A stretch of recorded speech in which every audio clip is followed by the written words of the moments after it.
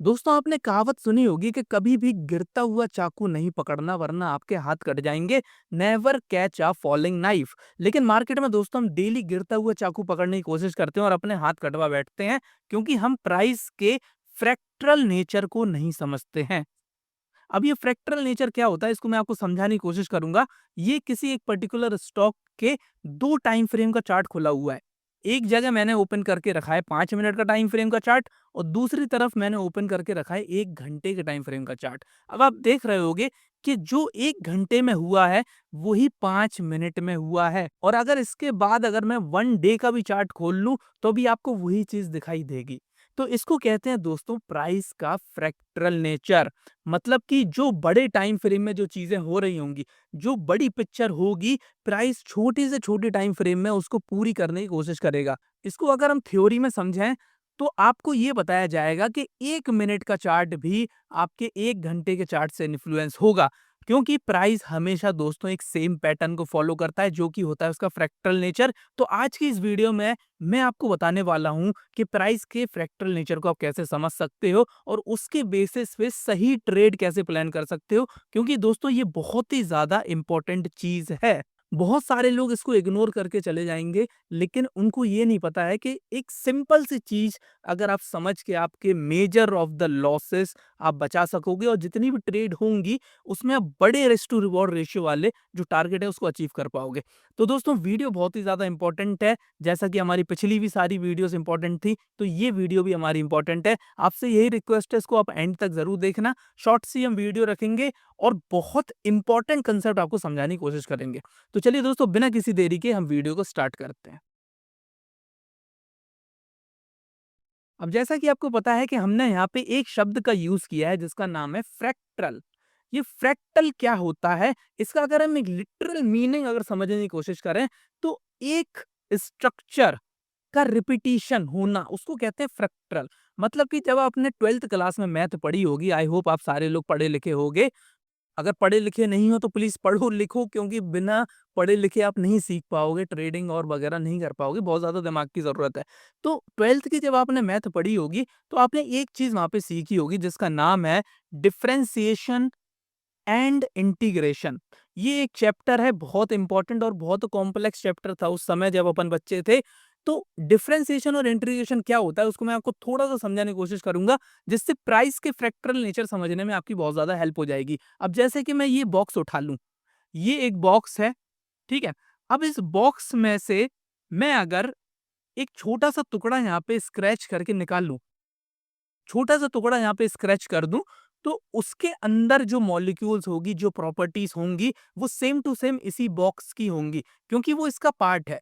तो डिफरेंशिएशन और इंटीग्रेशन हम जब हम करते थे तो हम क्या बोलते थे कि किसी एक चीज को हम कितने माइक्रो लेवल तक उसको एक छोटा भाग निकालना उसको कहते हैं डिफरेंशिएशन और प्लस एक छोटे भाग से एक बड़ी चीज बनाना उसको हम कहते थे इंटीग्रेशन।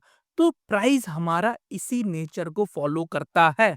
बाकी चीजें करती हूँ ना करती हूँ लेकिन हमारा जो स्टॉक मार्केट का प्राइस है ये इसी को फॉलो करता है क्योंकि रीजन ये है क्योंकि यहाँ पे हम मल्टी टाइम फ्रेम एनालिसिस कर सकते हैं। जैसा कि आपको पता है कि कोई सा एक स्टॉक का चार्ट आप खोल लो तो वहां पे आप मल्टीपल टाइम फ्रेम लगा सकते हो। डेली हो गया, प्लस हमारा आवरली हो गया, प्लस हमारा मिनट का हो गया, 4 आवर, 5 आवर, आधा घंटा, 2 मिनट, 5 सेकंड, जितना मर्जी आप टाइम फ्रेम यहाँ लगा सकते हो। तो आप मेरे को ये बताओ कि अगर 1 घंटे में प्राइस नीचे जा रहा होगा तो 5 मिनट में क्या ऊपर जा रहा होगा?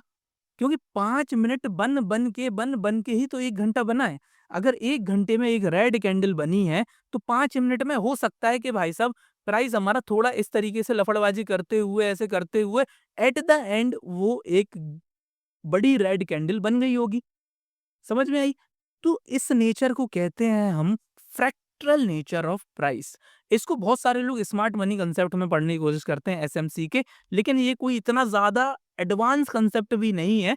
एकदम बेसिक कंसेप्ट है जो कि नॉर्मली फर्स्ट क्लास में लोगों को समझ जाना चाहिए जब आप प्राइस एक्शन पढ़ते हो। जैसा कि आपको पता है कि मेरा प्राइस एक्शन कोर्स है, उसमें मैंने ये फर्स्ट चैप्टर में समझाने की कोशिश करी थी जो कि आज यहाँ मैं आपको फ्री में समझा रहा हूँ। तो रिपीट क्या होता है मार्केट में, हमको ट्रेंड्स देखना है। अगर मार्केट एक ट्रेंड को फॉलो कर रही होगी तो वो मार्केट में छोटे टाइम फ्रेम में रिपीट होगा। दूसरा, अगर एक पुल बैक आ रहा होगा तो वो भी हमारा एक रिपीटेशन वाला पैटर्न है, दूसरा ब्रेकआउट्स हो गए हमारे, फिर हमारे लिक्विडिटी ग्रैब वगैरह हो गई। तो ये जो सारी चीजें हैं, ये नेचर हमारा प्राइस बार-बार रिपीट करेगा और हर टाइम फ्रेम में ये सारी चीजें आपको देखने को मिलेंगी। जैसा कि मैं आपको थोड़ा समझाने की कोशिश करूँ, तो ये मैंने 3 चार्ट यहाँ पे ओपन करके रखे हुए हैं समझाने के लिए खाली आपको थ्योरी में। अब जैसे यहाँ पे एक 5 मिनट का टाइम फ्रेम है, ये 1 घंटे का टाइम फ्रेम है, ये डेली चार्ट है। अब आप देख रहे होगे यहाँ पे एक हायर हाई, हायर लो वाला सिनेरियो यहाँ पे बना हुआ है। तो आप देखोगे कि 5 मिनट में हमारे हायर हाइज़, हायर लो एक अलग दिख रहे होंगे। 1 घंटे के हायर हाई, हायर लो अलग होंगे। 1 दिन के हायर हाई और हायर लोज़ हमारे अलग होंगे। लेकिन एक चीज़ यहाँ पे कॉमन है कि यहाँ पे जो भी स्ट्रक्चर है, वो सेम रहेगा। अगर आप देख लो कि भाई साहब डेली टाइम फ्रेम में हमारा एक ट्रेंड बन रहा है, मतलब कि डेली टाइम फ्रेम में प्राइस हमारा कुछ इस तरीके से जा रहा है, इस तरीके से जा रहा है। हायर हाई एक हायर लो बनाते हुए, हायर हाई, हायर लो बनाते हुए। अब आप खुद सोचो कि मान के चलो आप इस पॉइंट पे हो, इसको मैं थोड़ा-सा रब करने की कोशिश करता हूँ, ये पूरा ही रब हो गया। Higher high, higher low, higher high, higher low, इस पॉइंट पे प्राइस यहाँ पे क्लोज़ हो गया फॉर एग्ज़ाम्पल। अब आप सोचो कि ये हमारा डेली टाइम फ्रेम है। मतलब कि इसकी एक-एक कैंडल हमारी 1 दिन को रिप्रेज़ेंट कर रही होगी और 1 दिन के अंदर हमारे कितने घंटे होते हैं? अगर मैं स्टॉक मार्केट की बात करूँ अपने, सवा 9 बजे से साढ़े 3 बजे तक, मतलब कि 10 से 11, 11 से 12, 12 से 1, 1 से 2, 2 से 3, मतलब कि साढ़े 5 घंटे करीब होते हैं। समझने के लिए आप 5 घंटे समझ लो कि मतलब 5 घंटे की 1-1 घंटे की 1 कैंडल होगी। जैसे मान के चलो कि ये हमारी 5 घंटे की कैंडल होगी, 5 घंटे की ये कुछ इस तरीके की कैंडल होगी।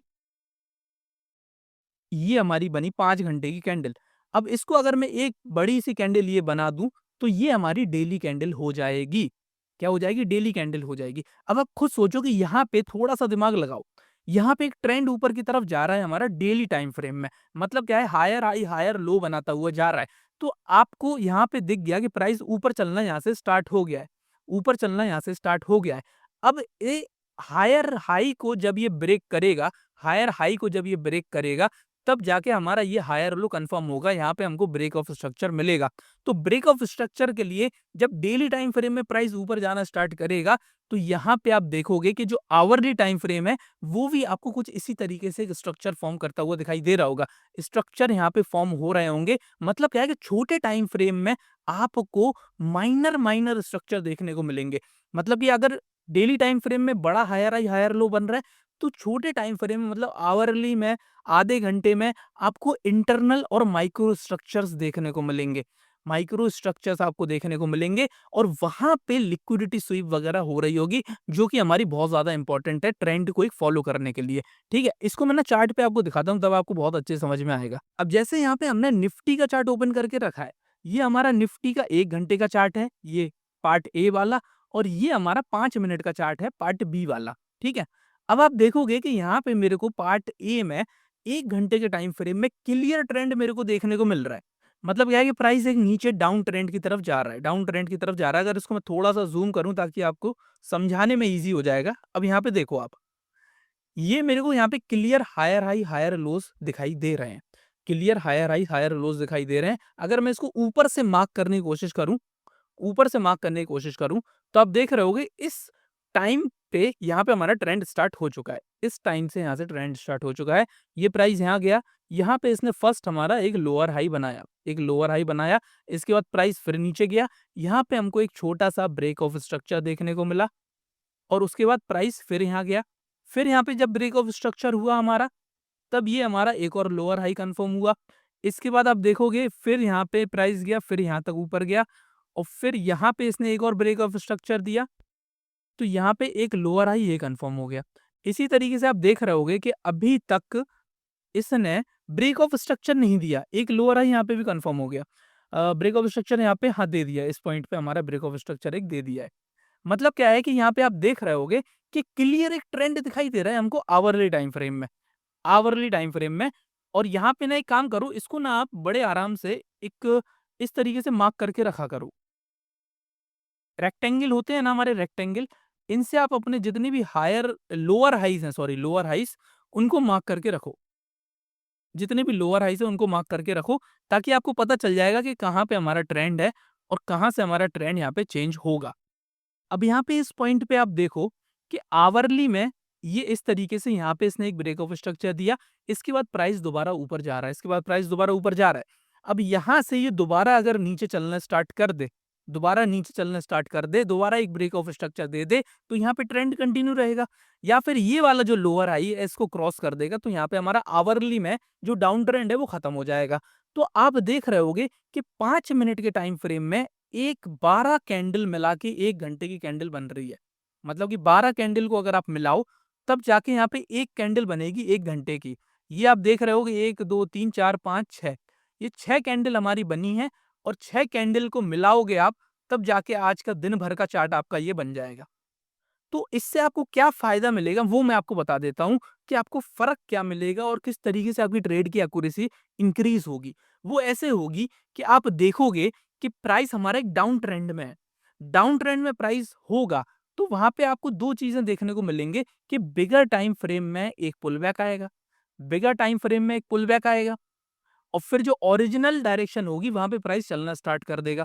अब यहाँ पे आप देख रहे हो कि यहाँ पे एक आज हमारी थोड़ी गैप अप ओपन हुई थी निफ्टी में, मतलब कि 2% प्लस हमारा आज निफ्टी गैप अप हुआ था।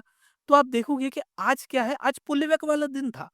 लगातार निफ्टी गिर रहा था, गिर रहा था, गिर रहा था, लेकिन आज उसमें एक पुलबैक आया। अब कल हमको देखना है कि पुलबैक के नीचे यहाँ पे प्राइस अगर जाएगा तो यहाँ पे चलना स्टार्ट हो जाएगा। As simple as that. तो आज जितनी भी हमारी डाउन साइड की ट्रेड थी, उसमें हमको उतनी ज़्यादा एक्यूरेसी, उतनी ज़्यादा रिस्क टू रिवॉर्ड रेशियो नहीं मिल पाया होगा। उसका रीज़न ये है क्योंकि आज जो बड़े टाइम फ्रेम में आप देखोगे कि प्राइस का नेचर था कि आज वो थोड़ा पुलबैक ले रहा था और देख रहे होगे कि पुलबैक खाली सिर्फ़ और सिर्फ़ गैप अप का पुलबैक हुआ है। सिर्फ़ गैप अप हुआ है, उसके बाद कोई ख़ास उसमें ऊपर गई नहीं है निफ्टी हमारी। मतलब क्या है कि प्राइस को नीचे ही जाना है। गैप अप खाली एक एक तरीके से हम क्या देखते हैं कि वहाँ पे एक बड़ी कैंडल आप बना लो।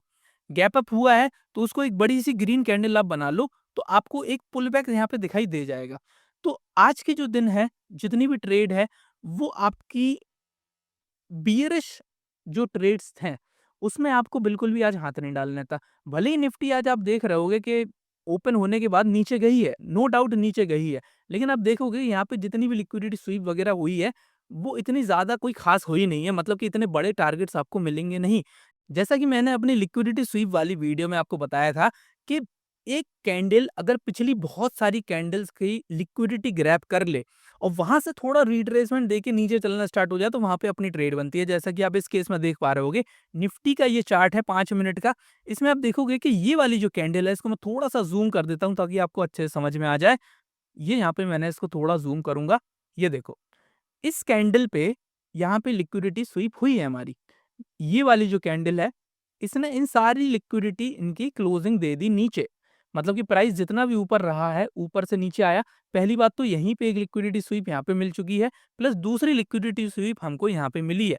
और इसके बाद आप देखोगे जैसे ही इसका 50% ऊपर रिट्रेस हुआ, इस पॉइंट पे आपकी एंट्री बन सकती थी, नहीं तो सेफ एंट्री यहाँ पे बनती है।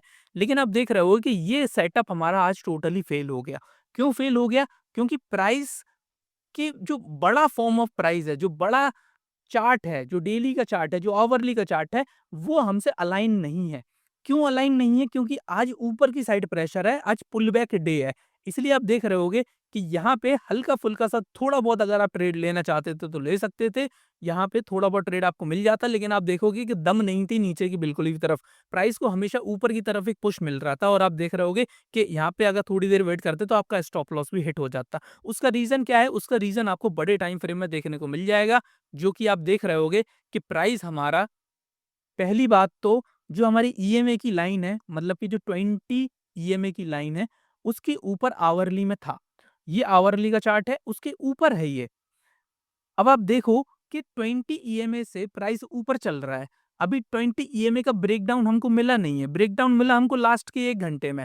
मतलब कि 2 बजे के बाद हमको ब्रेकडाउन मिला और मार्केट हमारी क्लोज़ हो गई।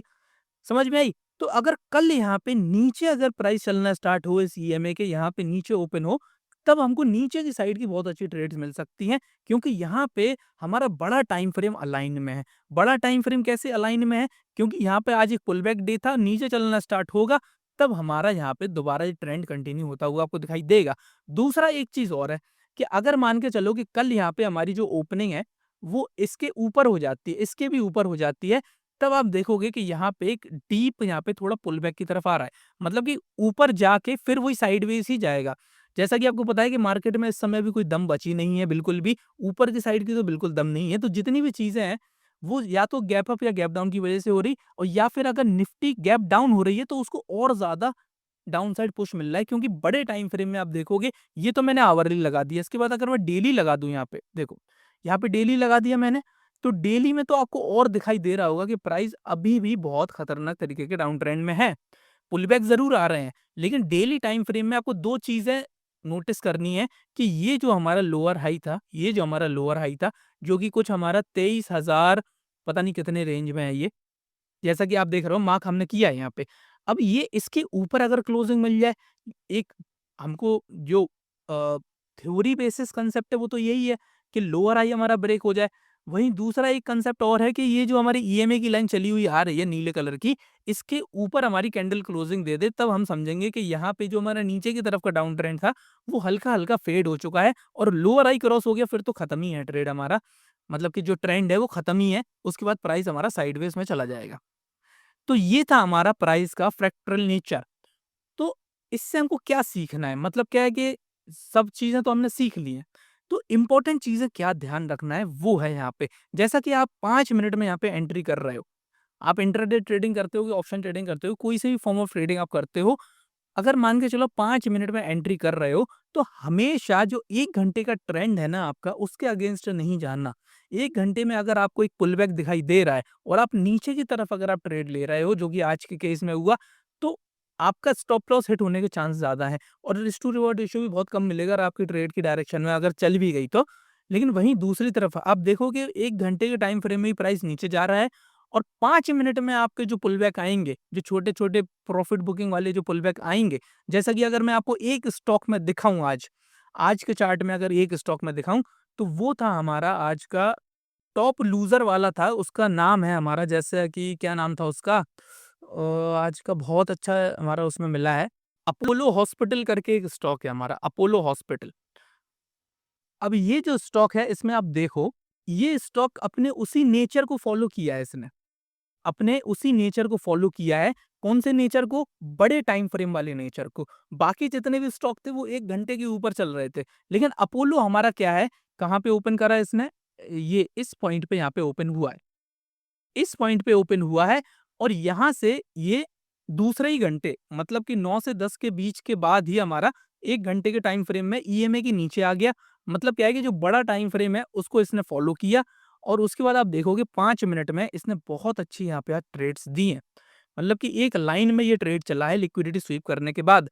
जैसा कि देखो कि इस केस में इसने यहाँ पे लिक्विडिटी स्वीप करी। इस केस में यहाँ पे लिक्विडिटी स्वीप करी, जो कि निफ्टी के केस में भी इसने करी थी। जैसे मैं निफ्टी के चार्ट दिखाया था उसमें भी लिक्विडिटी स्वीप हुई थी। आप देख रहे होगे कि ये वाली जो कैंडल है, इसने पिछली 1, 2, 3, 4 कैंडल की यहाँ पे लिक्विडिटी स्वीप करी। इसके बाद एक हल्का-सा 50% या 40% का इसने एक रिट्रेसमेंट दिया और इसके बाद इस पॉइंट पे आपकी ट्रेड बन सकती थी, ये आपका स्टॉप लॉस होता। ये, और आप देख रहे होगे कि बड़े टाइम फ्रेम का सपोर्ट था इसके पास। सिर्फ़ और सिर्फ़ बड़े टाइम फ्रेम का सपोर्ट था और आप देख रहे होगे प्राइस कहाँ जाके क्लोज़ हुआ।